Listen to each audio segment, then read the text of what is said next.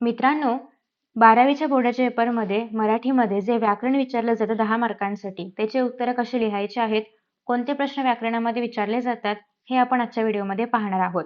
चला तर मग सुरुवात करूया. व्याकरण जे आहे तर ते 5व्या विभागामध्ये विचारलं जातं, ज्याच्यामध्ये व्याकरण आणि लेखन एकत्र आहे. याच्यामधला जो व्याकरणाचा विभाग असतो तर तो 10 मार्कांसाठी आहे आणि लेखन 10 मार्कांसाठी आहे. तर यातलं 10 मार्काचं व्याकरण आता आपण बघतोय. याच्यातला जो पहिला प्रश्न आहे तर तो आहे सूचनेनुसार कृती करा आणि त्यामधला पहिला आहे योग्य पर्याय निवडा. त्यासाठी तुम्हाला एक वाक्य दिलंय, हा आनंद सर्वत्र असतो आणि तुम्हाला हे जे विधानार्थी वाक्य आहे याचं कन्व्हर्जन करायचं आहे कशामध्ये, प्रश्नार्थी वाक्यामध्ये. आता अर्थात हे तर तुम्हाला माहितीच आहे, प्रश्नार्थक वाक्य म्हणजे शेवटी क्वेश्चन मार्क आला पाहिजे, जो की सगळ्या वाक्यांमध्ये आहे. दुसरी गोष्ट, जेव्हा तुम्ही प्रश्नार्थक वाक्य करणार आहात तेव्हा बघायचं आहे की इथे काय विचारलंय. आता सर्वत्र म्हणजे या ठिकाणी काय दिले, ठिकाण दिले. आणि ठिकाणासाठी जेव्हा आपण प्रश्न तयार करतो तेव्हा आपण कुठला शब्द वापरू शकतो, कुठे हा शब्द वापरू शकतो. हेच जर वेळ दिली असती तर आपण काय वापरलं असतं, कधी किंवा केव्हा अशा प्रकारचे शब्द आपण वापरले असते. एखाद्या व्यक्तीबद्दल किंवा वस्तूबद्दल काही प्रश्न बनवायचा असता तर आपण कोण वापरलं असतं, ठीक आहे, कशासाठी, कोण वगैरे अशा प्रकारचे शब्द आपण वापरले असते. सो आता या ठिकाणी आपल्याला कळतंय की सर्वत्र हा आनंद सर्वत्र असतो म्हणजेच काय, ठिकाणाबद्दल सांगितलेलं आहे, आनंदाबद्दल सांगितलेलं आहे. सो या ठिकाणी आपण कुठे हा शब्द, प्रश्नार्थक शब्द आपण इथे वापरू शकतो. म्हणजे बघा, हा आनंद कुठे नसतो, हा आनंद कुठे असतो, हा आनंद सर्वत्र असतो का, आणि याच्या पुढे आहे ते म्हणजे हा आनंद सर्वत्र नसतो का. तर जेव्हा तुम्ही अशा प्रकारचे क्वेश्चन्स बनवणार आहात तेव्हा हा आनंद सर्वत्र असतो हे उत्तर आलं पाहिजे. हे कधी येईल, जेव्हा आपण विचारू की हा आनंद कुठे नसतो, याचं उत्तर म्हणून काय येणार आहे, हा आनंद सर्वत्र असतो. सो करेक्ट आन्सर आहे ते म्हणजे ऑप्शन ए. त्यानंतर बघा पुढे की तुम्हाला सांगितलेलं आहे, एक वाक्य दिलेलं आहे, किती गडगडाट झाला ढगांचा काल रात्री. हे वाक्य कसं आहे, उद्गारार्थी आहे आणि आपल्याला काय करायचं आहे, या वाक्याचं विधानार्थीमध्ये कन्व्हर्जन करायचं आहे. जेव्हा उद्गारार्थी वाक्य असतं ना तेव्हा ती काहीतरी आश्चर्यकारक घटना असते, सरप्रायझिंग घटना असते. आता किती गडगडाट झाला ढगांचा, याला जेव्हा आपण विधानार्थीमध्ये कन्वर्ट करू, याचा अर्थ काय होतोय की ढगांचा खूप गडगडाट झाला. किती झाला म्हणजे खूप झाला, ठीक आहे. सो आता तुम्हाला आन्सर लिहिताना कसं लिहायचं आहे की कधी झालेला आहे, काल रात्री, बरोबर. मग काल रात्री ढगांचा खूप गडगडाट झाला म्हणजेच किती गडगडाट झाला, जेव्हा आपण हे सरप्रायझिंगली सांगतोय तेव्हा याचा अर्थ आपल्याला काय सांगायचा आहे, खूप गडगडाट झाला. सो हे काय झालं, आपलं विधानार्थी वाक्य. आणि जसे की तुम्हाला माहिती आहे, विधानार्थी वाक्याचा शेवट हा पूर्णविरामाने होतो, तर त्याप्रमाणे तुम्हाला पूर्णविराम द्यायचा आहे. ठीक आहे, इथपर्यंत डन. तर अशा पद्धतीने आपण पहिले जे 2 प्रश्न आहेत वाक्याच्या प्रकारावरचे तर ते सोडवलेले आहेत.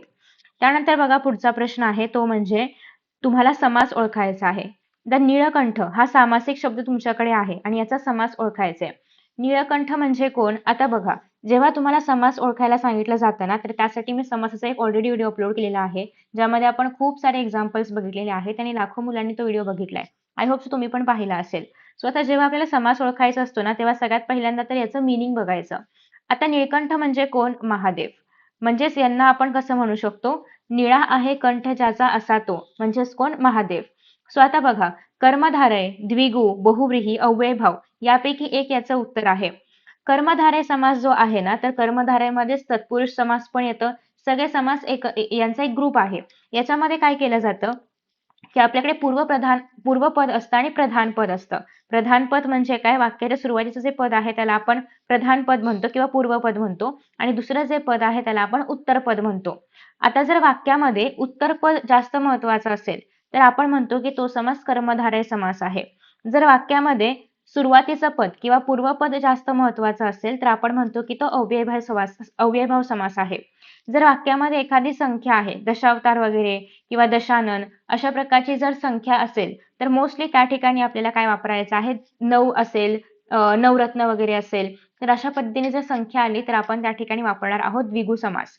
पण जेव्हा अशा प्रकारे खूप मोठा विग्रह आहे, ज्याच्यामध्ये ना नील महत्वाचा आहे ना कंठ, पण महादेव महत्वाचा आहे, म्हणजे तिसरंच काहीतरी महत्वाचं आहे, दोन्ही पद महत्वाची नाहीयेत, अजून वेगळंच काहीतरी महत्वाचं आहे, अशा केसमध्ये असतो द्विगु समास, जो की तुम्हाला या उत्तरामध्ये बघायला मिळतोय. इन केस तुम्हाला पूर्वपद, उत्तरपद किंवा समासाबद्दल नसेल कळलं तर ऑलरेडी मी व्हिडिओ अपलोड केलेला आहे, तो तुम्ही चेकआउट करू शकता. त्याची लिंक तुम्हाला खाली डिस्क्रिप्शन बॉक्समध्ये किंवा कमेंट बॉक्समध्ये बघायला मिळेल. ठीक आहे. आफ्टर दॅट नेक्स्ट आहे बघा, पुढे काय विचारलेलं आहे, दश दिशा. आताच मी तुम्हाला सांगितलं, जर एखाद्या वाक्यामध्ये कुठल्याही प्रकारची संख्या आली असेल, तर तो समास कुठला असतो? द्विगु समास असतो. म्हणजे हा समास कुठला आहे? द्विगु समास. सो जेव्हाही तुम्हाला नवरत्न, नवदेवी म्हणजे असं कुठल्याही प्रकारची संख्या बघायला मिळेल, तेव्हा त्या ठिकाणी मोस्ट प्रोबॅबली असणार आहे द्विगु समास. ठीक आहे? सो याचं उत्तर आहे समासाचं द्विगु समास. त्या समासावरती तुम्हाला 2 मार्काचा प्रश्न बघायला मिळतो. एक समास ओळखायला आणि दुसरं म्हणजे या ठिकाणी तुम्हाला असं पण दिलं जाऊ शकतं, की द्विगु समासाचं उदाहरण ओळखा, 4 पैकी कुठलं आहे? अशा प्रकारे उलटा प्रश्न पण येऊ शकतो.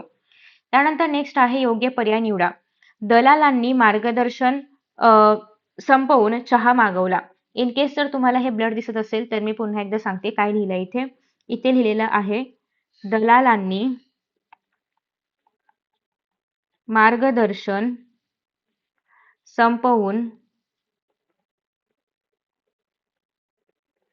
चहा मागवला. ठीक आहे? आणि या वाक्यातील तुम्हाला काय फाइंड आउट करायचं आहे? प्रयोग शोधायचा आहे. 1 मार्कांचा हा प्रश्न आहे. आता या वाक्यामधला प्रयोग बघा कुठला दिसतोय. इथे काय सांगितलेलं आहे? दलालांनी मार्गदर्शन संपवून चहा मागवला.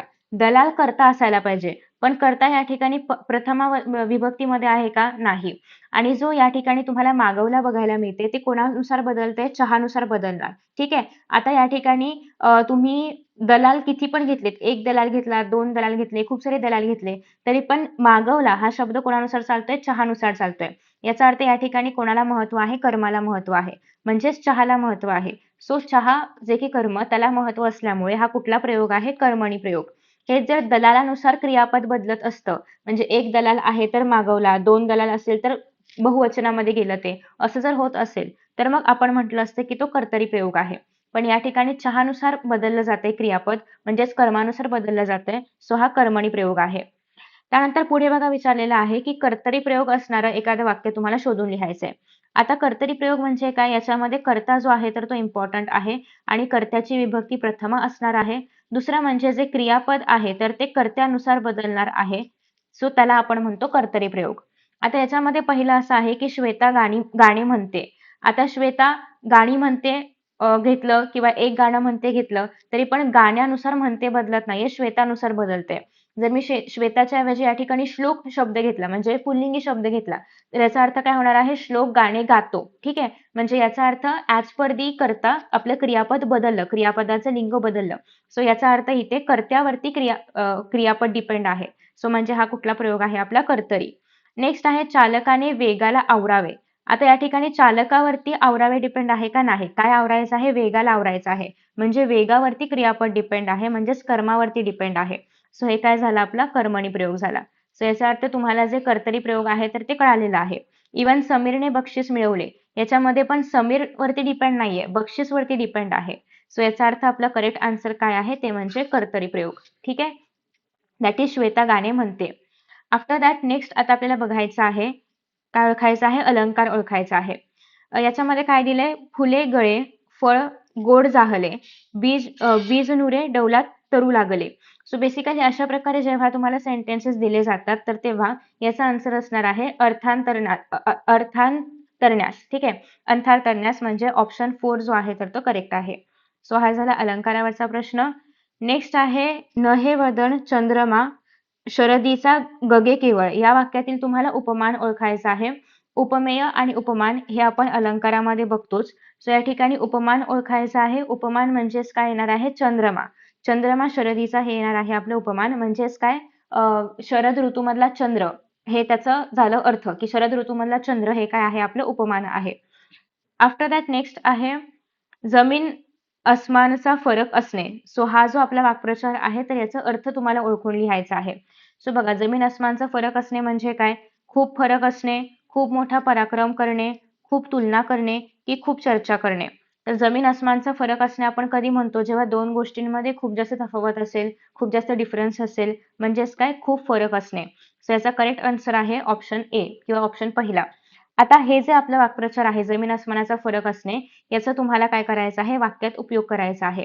तर आपण असं बोलू शकतो, की जनरेशन गॅप बोलतो आपण. तर जुनी पिढी आणि नवीन पिढी यांच्या विचारांमध्ये जमीन अस्मानाचा फरक असतो. अशा प्रकारचे कुठलेही वाक्य जे की ज्याच्यामध्ये हे वाक्प्रचार सुटेबल आहे, असं तुम्ही इथे बनवू शकता. फॉर एक्झाम्पल, जुनी पिढी आणि नवीन पिढी किंवा आत्ताची पिढी, नवीन पिढी घ्या, आत्ताची पिढी घ्या, काही पण चालेल, आणि नवीन पिढी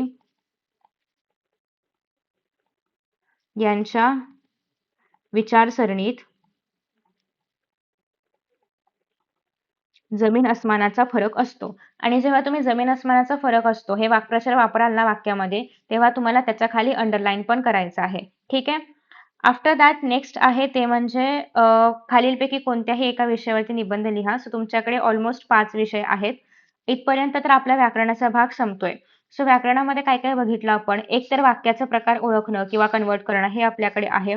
त्यानंतर दुसरं आहे आपल्याकडे ते म्हणजे समास ओळखायचे होते आपल्याला. त्यानंतर प्रयोग ओळखायचे होते. त्यानंतर अलंकार केला आपण. नेक्स्ट आहे ते म्हणजे वाक्प्रचार.